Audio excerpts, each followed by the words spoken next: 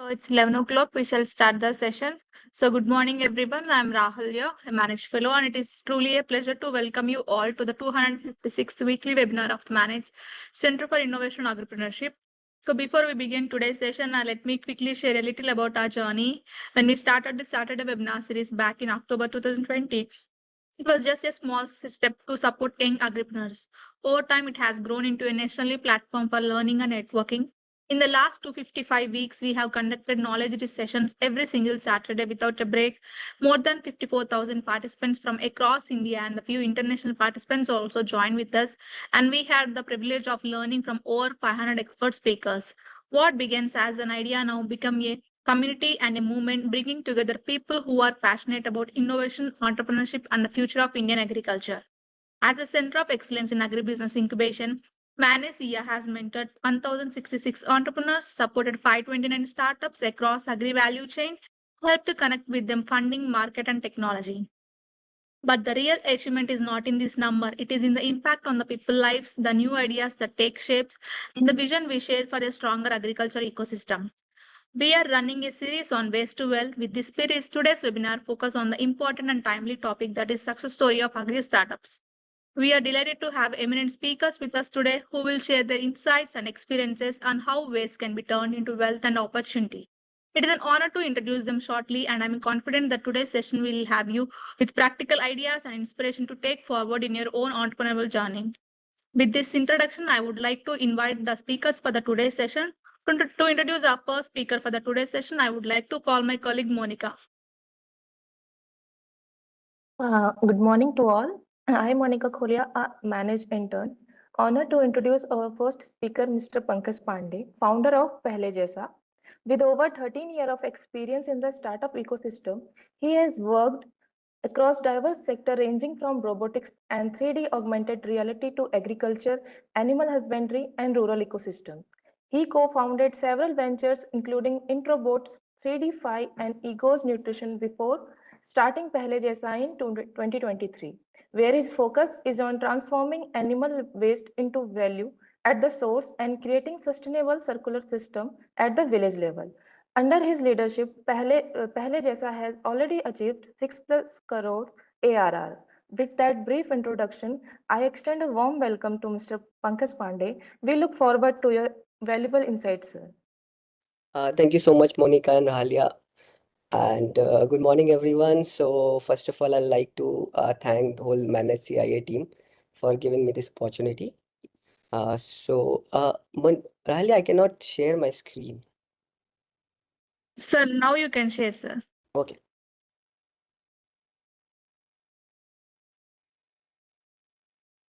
So is my screen visible? Yes, sir, visible. Yes. So, okay. Yeah, I'm Pankaj Pandey, co-founder of Topcoin Technologies Private Limited. Our brand name is Pehle Jaisa, basically.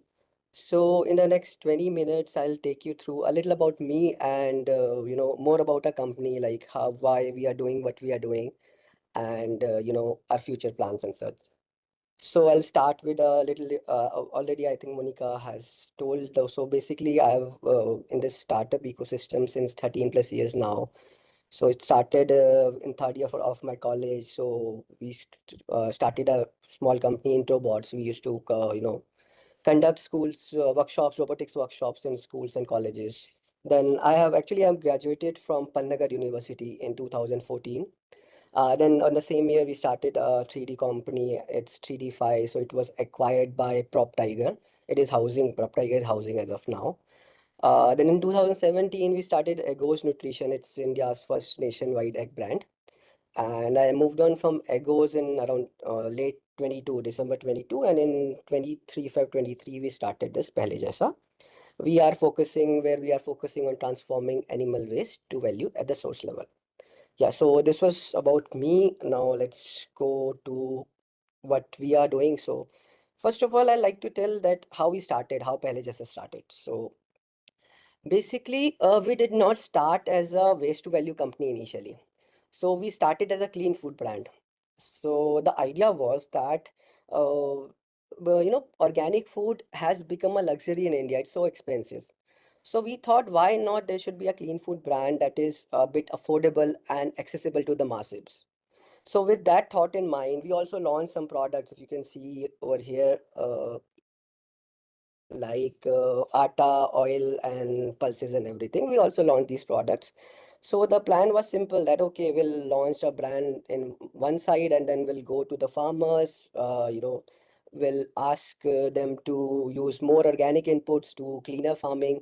And then after that, we integrate the supply and the demand. So it was such a simple plan that we initially had.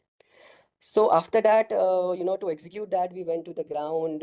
We went to Bihar. We leased a 10 acres farm. We did self farming also. Then to connect more deeply with farmers, we tried giving them services. Drone spraying, transplanting, harvesting, and everything. So along this journey, we realized that we are solving a wrong problem. Clean food is our future stage. First of all, the problem that we realized was Indian farmers, does not have access to quality organic inputs. So basically, majority of the products that are available in the market, they're highly adulterated. And the farmers who are using this, they have made a notion that you cannot farm with organic inputs. So yeah, and some of the few products are good also, but they're so expensive that it does not make practical sense for farmers to use those. So we thought, okay, now just change the problem. We'll solve this now. We'll give farmers access to good organic inputs. So this became our problem statement. Then the next question was, okay, so now to produce those organic inputs, we need organic waste. So the next question that was, where can we get that organic waste? So to answer this question, we went back to our, previous company. It was Egos. So basically, in Egos, we for the first 3 years we were poultry farmers ourselves. We launched that brand post COVID, but before that, we used to run, a poultry farm of capacity 1 lakh birds, and we used to manage everything. So we got an idea that, okay, poultry and dairy farms, they produce tons of waste. And as we have faced that problem on our own, we know that we have spent a lot of money to manage that waste, because this waste is a big problem for a poultry or dairy farm, because it causes biosecurity issues. The farms are unclean, there are diseases, insects, flies, and everything. So we thought, okay, now we get waste, and which is a problem for a poultry farmer. So why not solve both of the problems simultaneously? So we started a pilot.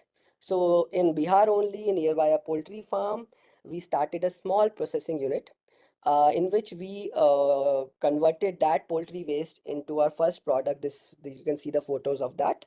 So this was back in 2023 first experiment. And when we did this pilot, we got so much demand from the market because the product was working, and we couldn't even, supply that much demand. So in a way, this pilot was successful. So the next question now, what we had was, okay, now our pilot is done, waste can be used, but is there a big enough supply to scale? Are there enough poultry farms or enough dairy farms? So this was our next question. So to answer that, we did some research. So we found out that around 2,600 million tons of animal waste is generated annually in India. And if untreated, most of it which already is, and we already knew the bad outcome of that. It's a biosecurity hazard. It causes every kind of environmental pollution, emits GHG gases, pollute water and soil and everything. But looking on the bright side, we thought that if we process this waste, we can generate a lot of biogas or bioenergy, and we can generate enough fertilizer that is 2x our current India's fertilizer requirement. And along this way, we can also generate a lot of carbon credits. So this was a pretty good picture. But now again, the next question was, if this is such a big opportunity, why it is still underutilized? So this was the next question that we needed answer to. So we dig down deeper. So after a bit of more research, we realized that this huge quantity, this 2,600 million tons of waste that is generated in India, it is not centralized. It is quite fragmented in nature. So when we compare to US, Europe, or UK, there the poultry and dairy sizes are very huge. So they get a lot of waste at one centralized location. They process it and they make wonderful products out of them and they works really well. But India, that is not the case. In India, we realize that centralized processing models will not work. Why it will not work? Let's take an example. Let us set a 1,000-ton daily processing plant. If we set a 1,000-ton daily processing plant, so now our focus is not to process this waste efficiently, but our focus is to collect that much amount of waste. So for that, we'll go to around 100 to 200 kilometers in radius for sourcing. So the first problem that comes is the waste that was essentially free, or it was 0.25 paisa or 50 paisa per kg. It cost us now 5 to 6 rupees, including transport cost. So this is the first problem. The bigger problem is that when we are concentrating more on collecting waste, we are mixing every kind of waste. We are mixing dairy with poultry, with household, and every organic waste. And when we are processing that mixed waste, the end result, the end products are which are forming with that processing, they are highly contaminated, and they are, it's very difficult to control the quality of their products. So they do not fetch a good price in the market. So now we came to a conclusion, okay then, if we have to crack this opportunity in India, if we do or someone else does, the only way is we have to be decentralized. So yeah, this was where we reached. Now we thought, okay, we have to be decentralized, but how to make a scalable model? With this question, we reached our current model, like what we are doing right now. So basically what we are doing right now, there are waste centers. See, these waste centers are, it can be poultry farms, it can be dairy farms, it can be even mushroom units who generate some amount of waste on an yearly basis.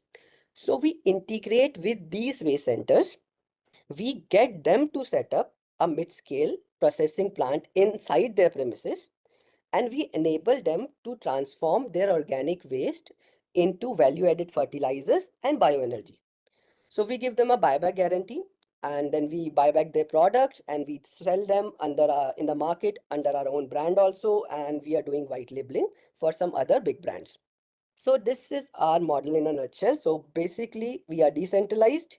We are getting the waste process at source. So we have zero first mile cost.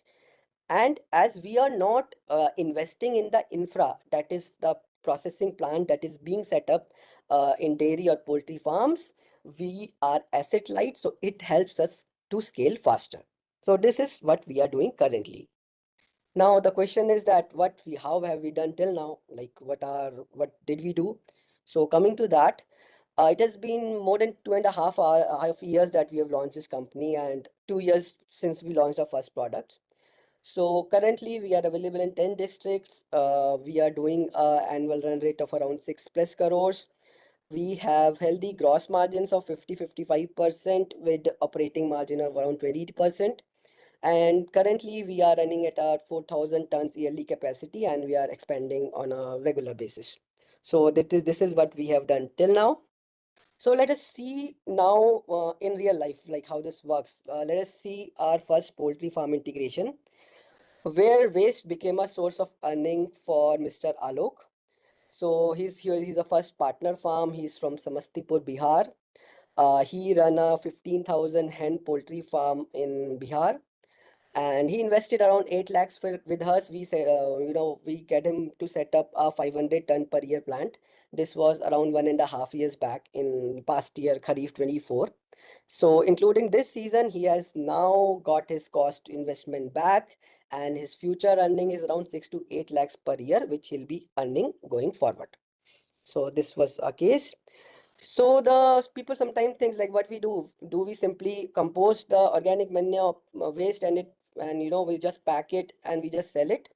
So the answer to this is no. We just use that organic compost as a carrier material to produce different kind of fertilizers. So basically organic compost mixing with our concentrate, depending upon the product we want to make. Like this, we make higher quality fertilizers. Now, talking about what we are planning to do, the future plans and everything. So the questions that we are currently trying to solve. So the main question is, In India, if we see, people are using same, same DAP, same urea, different doses. So the problem currently in front of us is it okay that one fertilizers should work for every soil, every crop, and in every region? So we are trying to answer that. We are running small experiment in this. So currently what we are doing, we are placing some soil sensors inside, nearby our one of our decentralized plant. So the intent is to monitor the, real-time soil status of the neighboring area. And also we know the crop pattern, what crop is coming next in that area. So using that data, we are trying to, produce customized fertilizer solutions for that area as per the soil type and as per the crop type. So this is one of the things that we are doing. Next, what we are doing is, the question is, if you guys might be knowing that when a waste is composting, some gases are released, CO2, methane, GHG gases are 18. So what will happen to those gas? So for that, what we are doing currently, so basically capturing that gas is not a tricky part. But commercializing it, pressurizing it, and using it is a bit tricky. But this has been already been done in Thailand. We recently visited there. So our next plan is to integrate the same here. We'll use compressed biogas cylinders and we'll try to commercialize it in home and local uses. So this is also a pilot that we are currently doing. So this was from my side. I'll just, end by stating the vision of our company, currently what we think. So we want every Indian village to produce their own gas, their own electricity, and their own fertilizers. Because we think like it, just like it used to be, pehle jaisa. So thank you so much for, listening so patiently. And I'm happy to take any queries, any answers that you guys must be having. So this was me. Over to you, Yes. Monica or Amalia.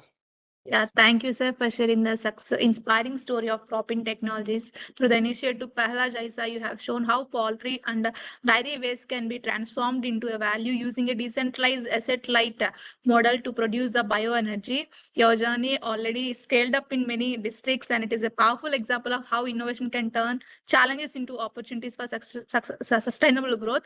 So thank you so much, sir. So the participants, if you have any question regarding this session, you can keep in chat box and also you can raise your hands. So the questions will be taken up after the second speaker presentation. So to introduce our second speaker, let me call my colleague Kajal Soni to introduce our second speaker. Thank you, ma'am, and good morning, everyone. I am Kajal Soni, working as a managed intern, and it is an absolute honor for me to introduce today's speaker, Mr. Gaurav Dikshit sir, an architect turned entrepreneur and co-founder of GoHemp Agro Ventures Private Limited. Sir has been nationally and internationally recognized for his pioneering work in sustainable and hemp-based construction, including being awarded by Honorable Prime Minister Shri Narendra Modi and a finalist at the National Startup Award. Sir has represented India on global platform in France, Germany, Bangladesh, Finland, and Dubai. Currently, he serves as a visiting faculty at the School of Planning and Architecture, New Delhi. He developed India's first course on building with hemp and also led the creation of India's first eco-friendly hemp homestay in the Himalayas. His journey is a remarkable blend of innovation, sustainability, and community impact, and we are honored to have him share his insights with us today. We welcome you, sir. Thank you very much, Kajal and Rahalya and the whole team of Manage CIA. I'm really glad to be part of this session. And I'm really inspired by you, Pankaj, and your vision that India, every like in village, we should have self-sustainability in terms of energy and Thank you so waste much. management and gas. It's really inspiring. And that's what our Prime Minister has guided our country to be Atmanirbhar. So I'm Yeah, really we are glad to trying on our part. Let's see. I'm really inspired and glad to be part of this panel with you. So, Same here, Gaurav. yeah. So I'll just share my screen. I have I have specifically created a like a composition of slides to inspire each and everyone here. So my presentation is not technical, and it's not like very business oriented, but more of like how entrepreneurs can start their journey and what we did in our journey. So we are GoHemp Agro Ventures. We are IIT Roorkee based incubated startup, and we are based out of Uttarakhand, and we are a women-led startup. And my co-founder Namrata Khandwal and me, we both are co-founders in this. So this the image in the background we are seeing is a project that we have conceptualized for a school building in Pauri district of Uttarakhand, and this whole project is will be made in plant-based building materials that I will be talking about. So in Uttarakhand and in Himalayan region, you all are seeing the devastation that is happening due to climate change. And currently, the construction that is happening in the mountains is being done exactly in the same manner like it's done in any other part of India, like Ghaziabad, Gurgaon. We are just putting up, piling up the concrete structures and glass structures on top of the mountain slopes, which create a very heavy load. And these all materials are very, very unsustainable for the environment and also impact the health of the people who live in them. So I'm an architect by qualification, and my co-founder Namrata is also an architect by qualification. We were working in Delhi. We were practicing architects, working on like these big building projects. But there was a call inside that in our heart we want to live close to nature, and we started exploring more about sustainable materials and technologies, and we came across hempcrete, a material that is made from hemp plant. So it gave us a hope that maybe working on this material, we can be close to nature and contribute in our way. Mhm. Yeah. So I think few of you must be knowing about this plant. It's called hemp in English or bhang in Hindi. So this is a plant which is often misrepresented, misunderstood, but it is one of the most useful plant on the planet. So we got the opportunity to work on this plant. So we moved our bases to Uttarakhand, and from Delhi we moved to Uttarakhand, and this gave us an opportunity to be with nature. And for 4 years we stayed with the farmers. We learned farming practices with them on this plant, and also learned how this plant is having various uses in the daily life of a mountain people. So we in the initial stage, we just like brought some plant samples and we chopped them off and we processed them manually with hand, and we created few building blocks which were very poor looking, but we were very happy to do this. And eventually, like we started working on the material, we refined it, and we there came an opportunity by the Ministry of Housing about the Global Housing Technology Challenge.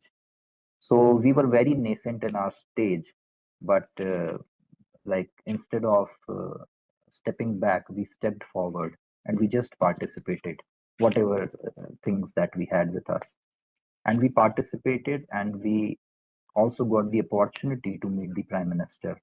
So when my co-founder Namrata, she mentioned to him that, sir, we can bridge agriculture and construction, and we can create buildings from plants also. So he was very intrigued, and he asked whether you have made any such building or not. And when she returned, our Namrata informed the whole team that Prime Minister asked this, have you made any such building? So we thought that let's take it up as a challenge. We have not made it so far, but let's make it. So we just collected a lot and lot of hemp plant stem from the farmers without knowing how we'll process it or not. But there was a deep inspiration that we want to make a building from it. So we did not have the machinery and we did not have the money to buy the machinery. So we thought, what should we do? So it just occurred to us that let's ask the head of the state. So Namrata kept on calling in the chief minister's office, and after 3 months, she got the appointment. And we met the chief minister of Uttarakhand and we requested him. Actually, we proposed him, I would say. That was a very crucial opportunity. So we thought, let's make a deal. So being an architect, we created a design of a building and we pitched to the chief minister that, sir, if you support us with the processing machinery, we can create the first hemp building in the state of Uttarakhand, which will be a very good reputation for the state. And he agreed to that. And then we fabricated the machine, got it made, and then we processed the hemp plants that we had, and then we created building materials out of it. We did not had very skilled workforce in the villages. Our village was about an hour trek from the nearest road and about like 2 hours from the nearest town. So we just trained the local women who were working in the farms, but then we trained them to make building blocks from hemp. And we also trained them to make different fiber reinforced natural lime plasters and other like building components. And our hard work paid off, and we created India's first hemp building, which is made completely out of natural materials and also like which addresses the vernacular architecture of the mountain region. And it was a very good moment for us because during these years, we developed the technology and we learned a lot that when the result of the competition was declared, we were among the winners of the Global Housing Technology Challenge, and we got awarded by the Prime Minister. And we did not stop there.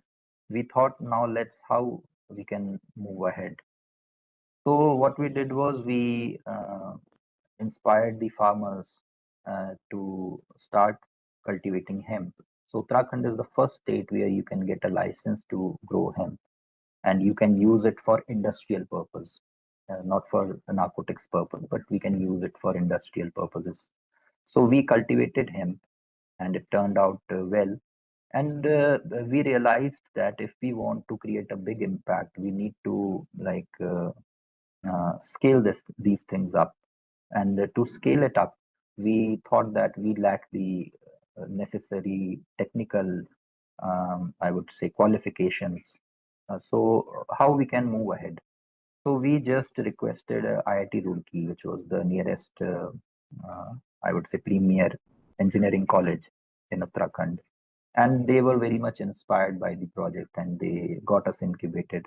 So then we moved to Roorkee, where we got ourselves incubated. They gave us an office space and a lab support where we developed more products from hemp. So these are the few biomaterials that we developed from hemp while working at IIT.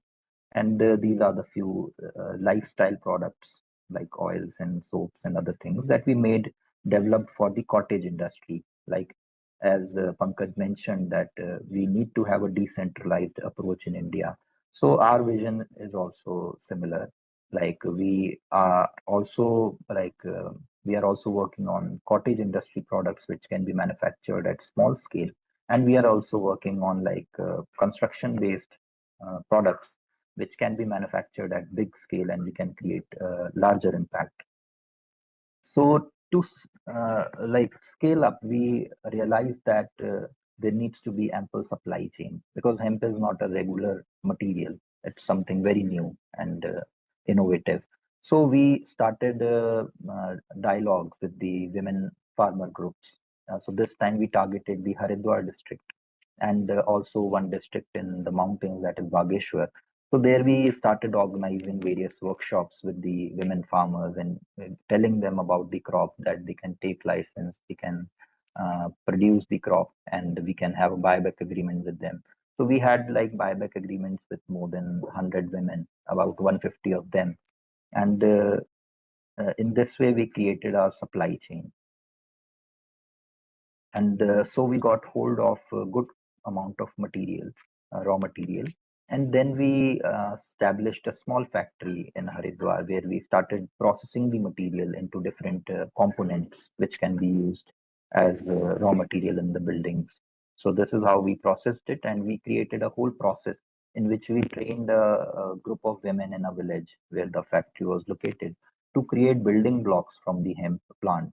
So we processed the plant and we mixed it with lime and other mineral additives, and we used vibropress technology to create insulation blocks for sustainable construction. So this is the process how it looks like.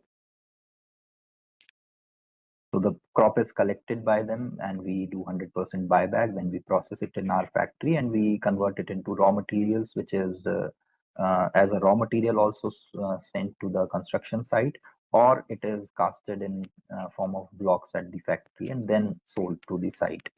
So these are the few construction projects that we did using our hemp-based materials. So we have done about 5 projects so far, and 3 good and major projects are in pipeline as of now. So we also understood that just creating the product and creating the supply chain is not sufficient to scale up a business. So we realized that once that when the demand is generated, then the supply is supported. So we identified this thing, and we started training the architects and the architecture students and civil engineers and whoever was interested in construction and natural materials. So we started training them, and we regularly organize workshops where we have trained more than 200 students and professionals in various reputed institutions. And once they start working in the field, or once they get some project in which they need natural material, then they turn to hemp. So this is how we are developing a market pull also at the same time.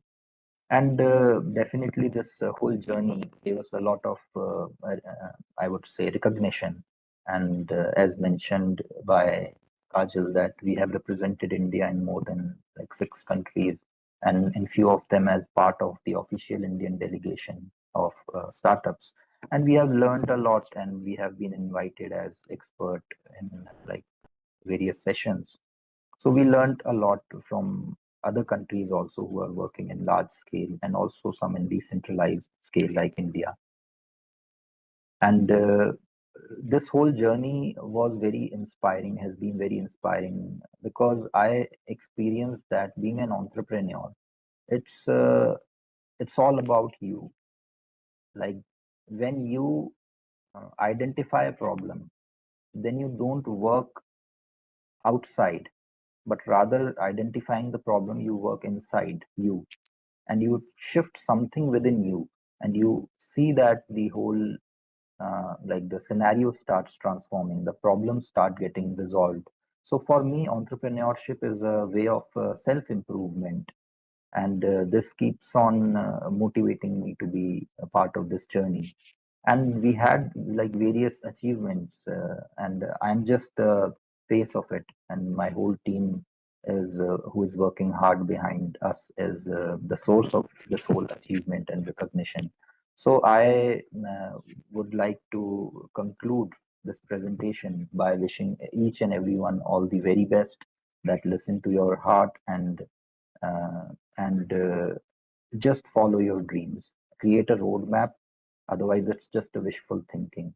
So create a roadmap and follow your dreams. And I wish you all the best. Thank you. Yeah. Thank you, sir, for introducing us to the GoHemp Agro Ventures, for sharing your inspiring journey with us. It's a wonderful to see how a simple plant turned into a sustainable building blocks through the hemp fiber extraction. And you have training women and students to take part in this process. Not only creates the eco-friendly products, but also empowering the local communities with the new skills and livelihood. It's really great to know that your hard work and innovation have been recognized at the national level by the Honorable Prime Minister of India. Your success story is motivating for many budding entrepreneurs across the country. Thank you, sir. So, participants, if you have any question regarding this session, you can keep in chat box, and also you can raise your hand, so the questions will be taken up now. I hope Pankaj are also available. Yes, yes. Yes, yes. Sir, shall we take up the questions? Yeah, Yeah, Gaurav, it was really inspiring, but basically I belong to Uttarakhand, so I can connect. Oh, wow. Yeah, so yep. Yeah. Just So so much Anuj patience you guys have. Thank you. Yes, Yes, sir. please. Yeah. So Anuj Gupta has raised the hand. I'll unmute Anuj Gupta.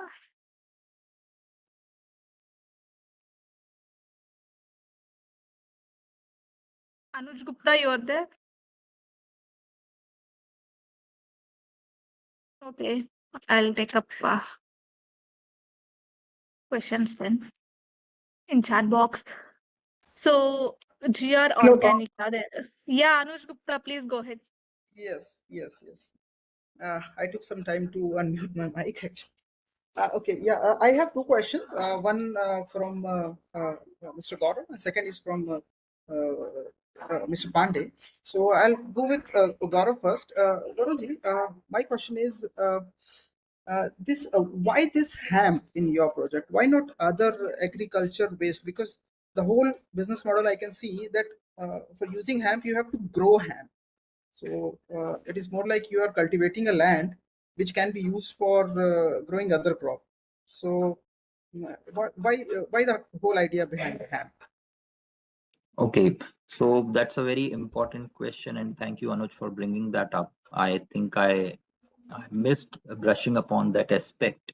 So, hemp is one of the most sustainable crop, and you all will be very much surprised to know that it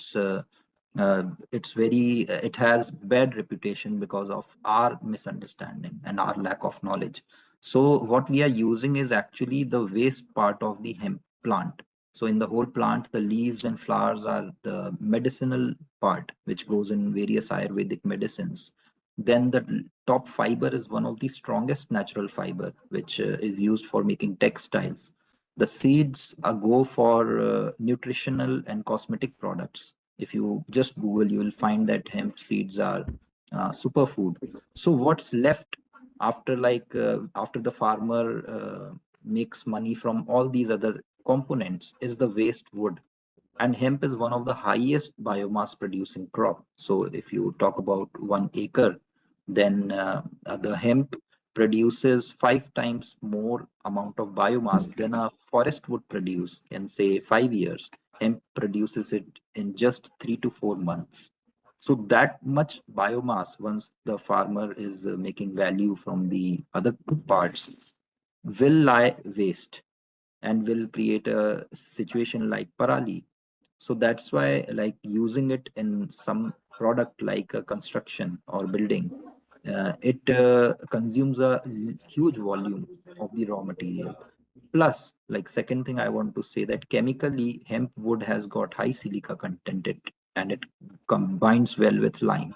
And also, like, its cellular structure is different, which makes the material durable and last long. We have tried with other crop residues as well, but not everybody is as good as hemp. And definitely other crop residues can also be used, and it's I would say subject of research. I hope I answered you. Yes, a convincing answer. Thank you so much. Thank The you, second Anuj. question, yes, the second question I want to ask Mr. Pandey. Pandeyji, my question is, in your whole business model, the fertilizer that you are making, are you distributing this to the associated farmer free of cost, or there is a cost behind it? Like I didn't get your. We are selling it, or we are, buying from the poultry farmers. Like what aspect do you want to understand? I want to understand that the farmers who are associated with you for growing the crops, so these fertilizers, the organic fertilizers you are making, you are selling it to farmers for doing the organic Yes, farming. yeah. We are selling to farmers. Yes, not Acha, organic yes. farmers, any kind Mhm. of farmer, not Okay, just okay. organic farmers. Acha, so these farmers, how do you convince?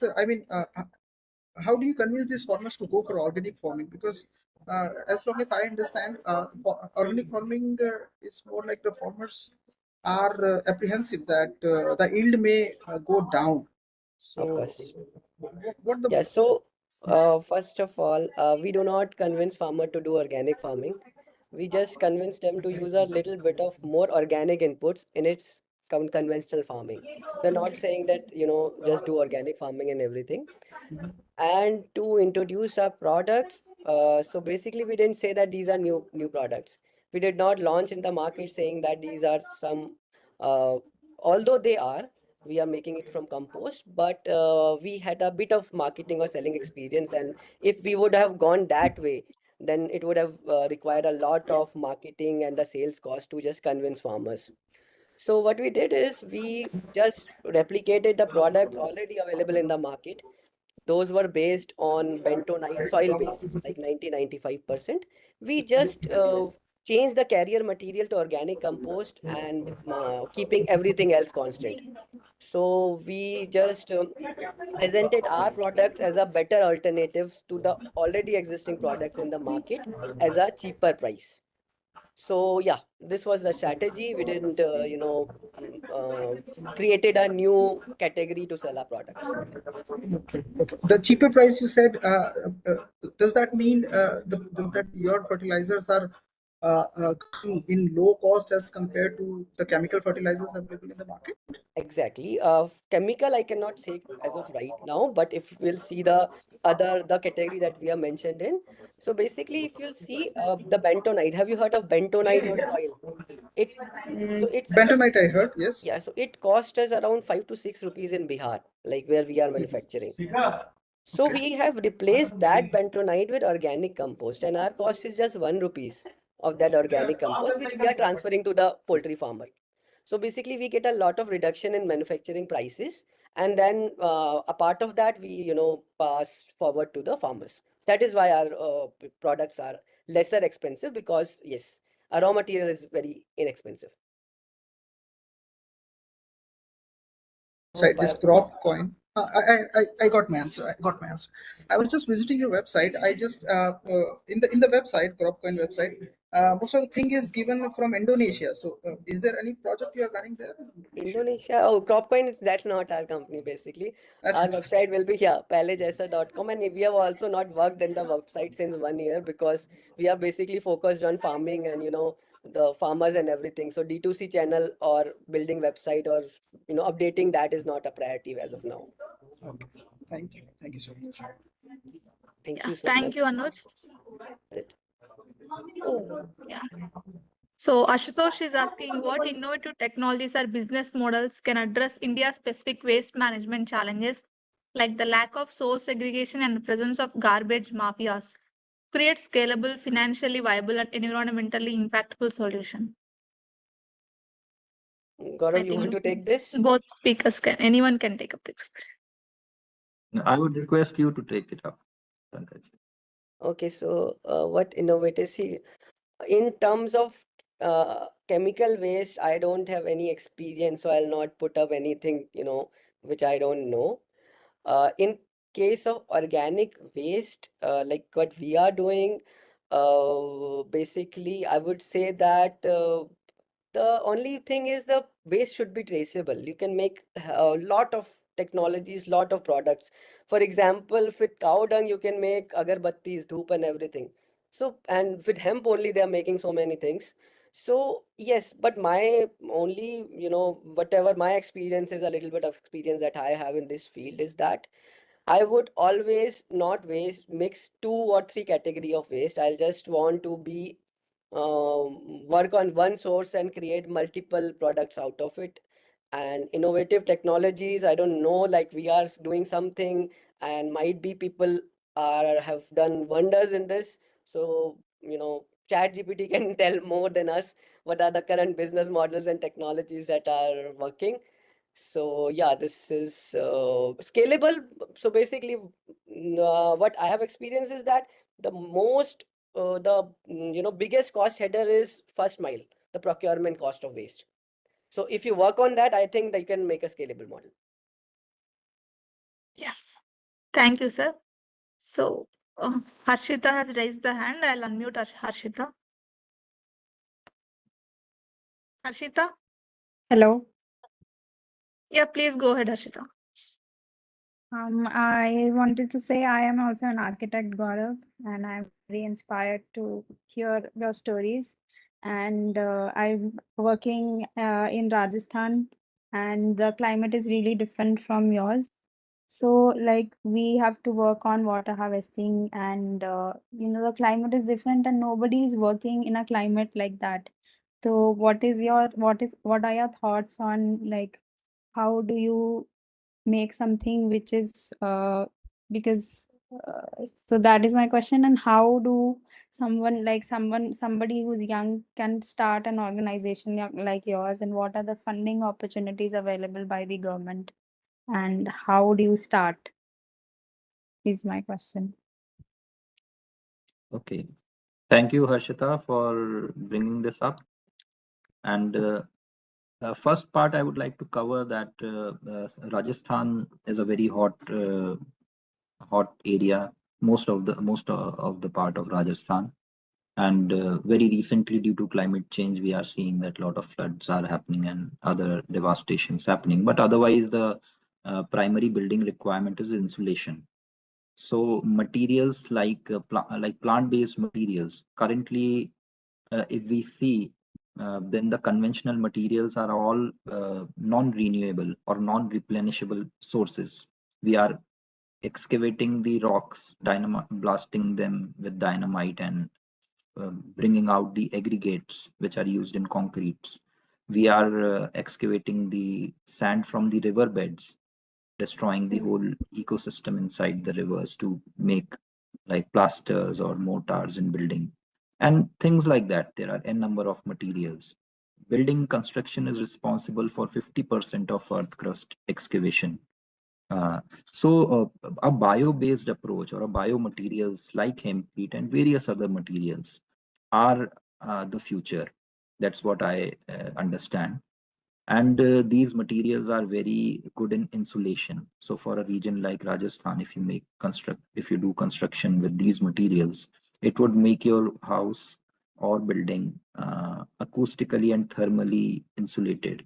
It will reduce the energy consumption in the building, which is required to heat or cool or ventilate it, and thereby reducing our dependence further on non-renewable resources like coal. So that is a good approach. I would inspire you to go with a bio-based approach. What vision we have for India is that India is an agrarian economy, and I'm not saying just go with hemp. It's one of the crop which grows in certain regions, maybe. But in India, we have four major kind of crop residues, which include oil seeds, sugarcane, fiber, and cereals and pulses. So we can utilize the geography specific crop residues combined with geography specific binding materials and create building materials and technology which suit for the local geoclimatic condition. So you can work on that idea. Being an architect, you can do projects like that. And regarding the next question, how to start, so you just start. That's what I feel. So just start a project and you'll be on your way. And the funding opportunities are there. Enormous funding opportunities are there. I'm very proud to be part of the Indian startup ecosystem, where in like where you register as a startup. It's very simple process. You just go to Startup India website and you share your idea that you have, and within 20 to 30 days you will get your startup registration if the idea qualifies, and then you qualify for various grants and various other investment opportunities. You have like n number of incubators. You can we directly approached IIT Roorkee. We just wrote an email to them requesting that this is the work that we are doing, this is the idea, and they invited us for an interview. We came from our village traveling to IIT, and then they said that we are offering you a incubation support. You can stay here, we'll give you office, labs, and various other grants. So you are in India, you are very fortunate. Just go ahead with your idea, and funding opportunities will automatically come to you. That's what I So experience. I I hope then Pankaj also shares the same. Yeah. Yeah, of course. Yeah, Harshita. Harshita? yes, I wanted to ask like this is a technical question. So like Indian Startup India website also, you have to have a legal identity of your startup before reaching out to them, or what? So that you will have to check. I'm not very much aware about it because not very active these days. But you can register as a proprietorship or LLP or a private limited, whatever works best for you. Yeah, of course, but if you are doing some, professional work, legal entity is a must. Thank you, Yeah. sir. Thank you, Harshita. Thank you. So Arihan has raised the hand. I'll unmute Arihan. Arihan? Hello, ma'am. Good morning, ma'am. Yes. Good morning. I'm Saitisan. My name is Saitisan. Actually, my startup name is Arihan Krishi. It is actually based on insect pest predator interaction. So I like to ask a question to Pankaj sir. How do you reduce your input costs, sir? Uh, input cost. Our input cost means our procurement cost or the farmer's input cost. Your input procurement cost. Uh, of which are the main thing is we source it. We procure. We don't transport the waste. We process it where it is generated. So that's why, that reduces our input cost basically. If I transport it to somewhere else, there are moisture losses, there are various other kind of transport costs and everything that increases the cost. So yeah, Sir. input cost in this manner we reduce it this way. Yes, sir. Sir, where did you start from? What are the platforms you use to sell the product? Okay, so see, our thesis is very clear. We don't sell directly to farmers. Because couple of companies they had gramophone, they tried doing it, and whoever can say that, but Indian agri ecosystem is not that advanced that you can go to farmer and he'll trust you blindly. Majority of the farmers still trust their local retailers and everything. They need a face to buy from. So that's why our thesis is very clear. We are using the existing distributor and retailer or the agri input companies network to sell our products. So yes, we sell to distribute. We are connected to farmers. We give them knowledge and demos of our products, but we do not sell directly to them. We sell through a channel. Thank you, sir. Sir, Thank my you, Sanjay. next question to Gaurav sir. Sir, what are the products you are making? Yeah. So Arihan,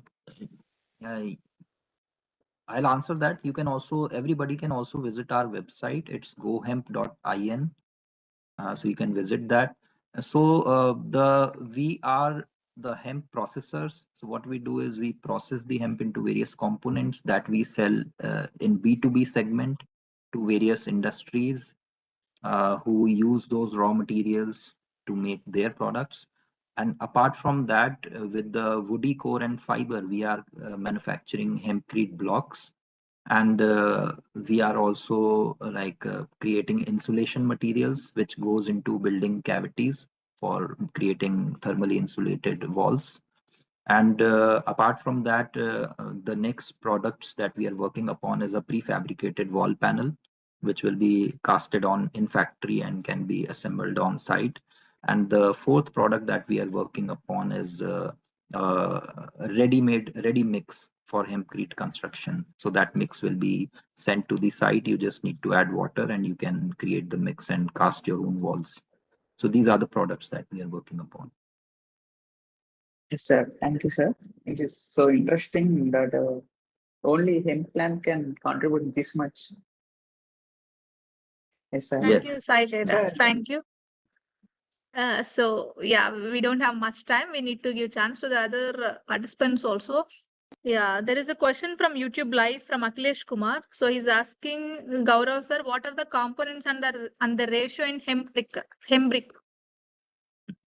So the broad composition of a hemp brick is hemp and lime. So we are using lime as a binder, which is more sustainable than the conventional cement, Portland cement, because cement is responsible for 10% of the global carbon emissions. And Lime is more durable material plus more healthy. So lime and hemp is the primary composition, and we use different ratios from 1:1 to 1:5 in volumetric terms, the ratio of hemp and lime. And then apart from that, we add few of the mineral additives or a few of the organic additives to tweak the qualities of the mix that we are casting as per the site requirements.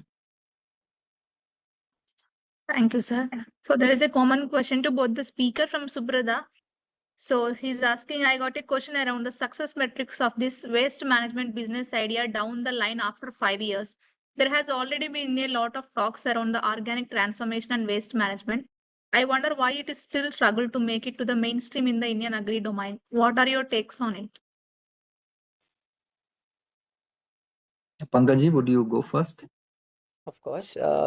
I'll just need to reread the question. It was It is from yeah, Subrata. I got it. I got it. There's already been a lot of organic transformation and waste management. Indian agri domain. So basically, India is a very big country. It's not like transformation is not happening, because like if you go, I've been to villages and people are doing many things. So basically, still the main problem is that currently, well, I'll have to take you back to the company's name, which is Pehle Jaisa. So, what it used to be before. It used to be that in a single farm, there was a cow, there was farming also, there was some goats and everything. So, and the transportation was lesser, so things do not go to waste at that point of time. People used to try to use each and everything, but currently it's more of commercialization. Like the farmer who is farming, he want a bag of fertilizers, and the dairy farmer, he's just doing dairy, the poultry farmer is just doing poultry, so their residues, their waste is not getting utilized somewhere. So I think interconnectivity with all the work people are doing, and I think we are doing. It's not like we're not doing. See, I haven't know I've till now I did not know this much about GoHemp. So I might have been a thesis but I think that we are doing pretty much. And in the coming, I don't know, 5-10 years, because India is a very big country, lots of waste and everything, but I think like the status of our startup ecosystem, as Gaurav mentioned, and especially in the last decade. If you go to somehow, I visited this startup Mahakumbh. Yes, there's so many startups, so many innovations. Like you say, oh, like people are really doing many things. So I think we just need to see more and we'll find all the transformations that we are looking for. Yes, sir. Thank you, sir. Gaurav, sir, anything you want to add? Yeah, so adding just to what Pankaj said, like India is a very huge country, huge country. If we want to transform our own family, then it takes a lot of time. We all can't even agree to go and watch the same movie. So it's a very big country and we have to like take everyone together. So it takes time. It's a big project in India. Waste management is a very big project. But at the same time, all of us, we can relate to it that we do keep plastic bags, and there is one bag in our every house in which we keep all the plastic bags, and we keep good envelopes or news papers for using them later. So we are doing it at a small scale and in large scale also, like Swachh Bharat Abhiyan is happening. We all know. I recently was in Indore and people were very much enthusiastic in managing their own waste, each and every one of them, government staff.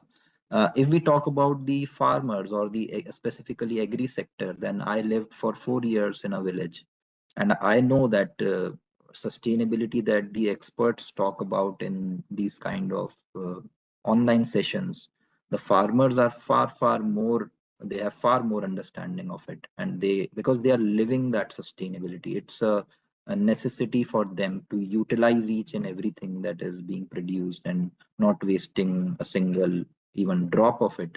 Even water, they are preserving water and keeping it for the future generations as well. So I think lot of things are being done. As a business, I would say that definitely, as Pankaj mentioned, India is so diverse country and so big that a decentralized approach is what maybe we need to have, apart from like centralized approaches which might work in urban areas, but for rural areas decentralized approach is what can be the game changer.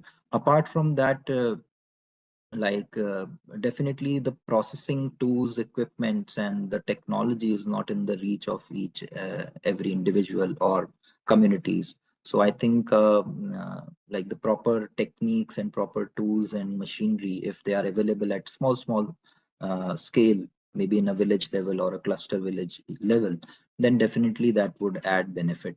Plus there needs to be a market or maybe a consumption of that final product which is being produced. So lot of awareness needs to be created, and infrastructure definitely needs to be set up in small village units which can support the, I would say, uh, support the growth of this approach and success rate of this approach. That's what I would like to say. Thank you, Gaurav sir. I'll take up one last question. So, Arun Kumar, are you there? Arun Kumar? Arun Kumar, please go ahead. Yes, I am there. Yeah, am I audible? I am Yes. there. Thank you for Yes, this. Yes, you're Arun. audible. Yeah, I have given. Yes, yeah. Thank you, Pandeyji and Gauravji, for your. Pankajji is that the material for enhancing the menus. Can we get that material for doing, for example, your place is somewhat different. I'm in Andhra Pradesh, Visakhapatnam, looking forward to provide to urban gardeners. So the decomposed material to get it good properties, the point you said, addition of sort of, can we get that material? That's first thing. Yeah, I'll just say you can make your own material. You don't even need to get it from us because we are located in Bihar currently. So I'll just say try to see what products are working at your location, and what kind of soil there is, what is the requirement, and you can see. I did not brush up on a category. It's organo mineral basically because it would be too technical. So I can connect you to separately, but yes, what you can say, what all I'm saying, you can use 40, 60, 70, 80% of organic compost. You can add 20% whatever you feel like, whatever you think will work for a crop. The main point is, see, if you use just chemical, it is degrading the soil. The soil organic content, it is reached around zero in some of the places. So all we want is at least use some part of organic compost. The other, to improve the quality of manure, it depends on the soil quality, the crop, what you like, the application part of it. I'll just say, okay, yes, Please. No, Okay, please. can you just name a few? Like?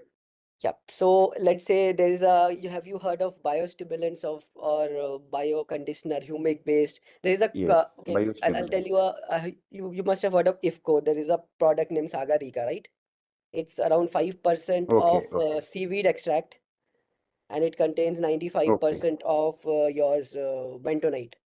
So you can make that product. You can get seaweed extract from anywhere. If you want, I can give you the suppliers. Yeah, and you can use any base material. This is just a basic product.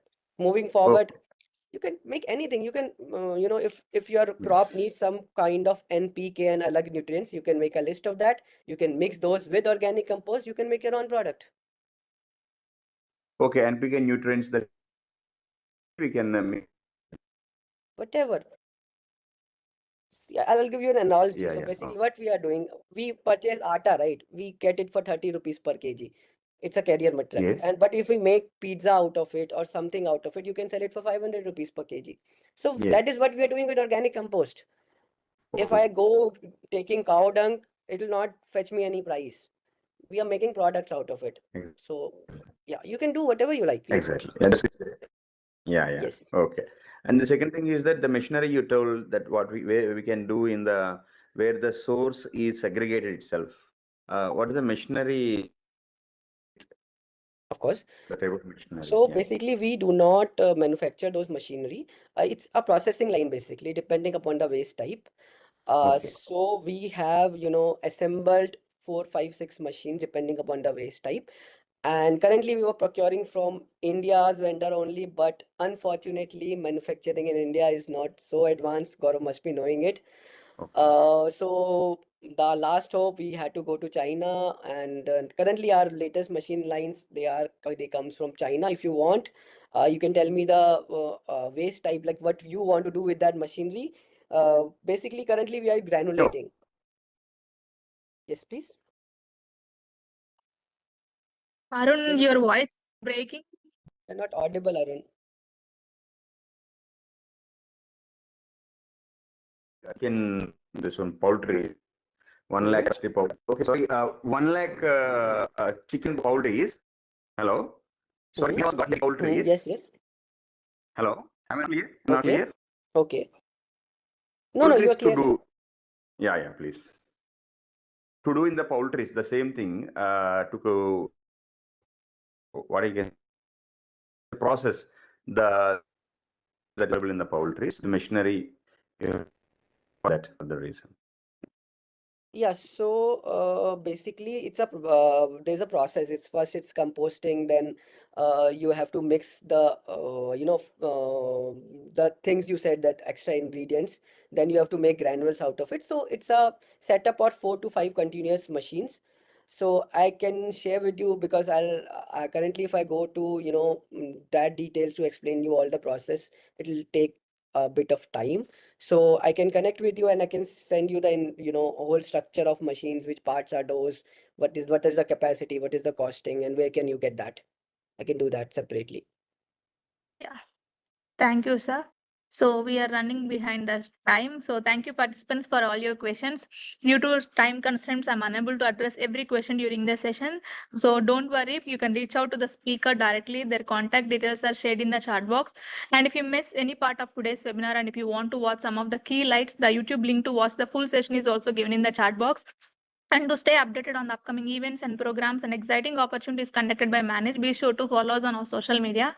And along with that, we are proud to announce the launch of Manage Fishery Hub. So this is our brand new incubation center dedicated exclusively to fostering innovation and entrepreneurship in the fisheries sector.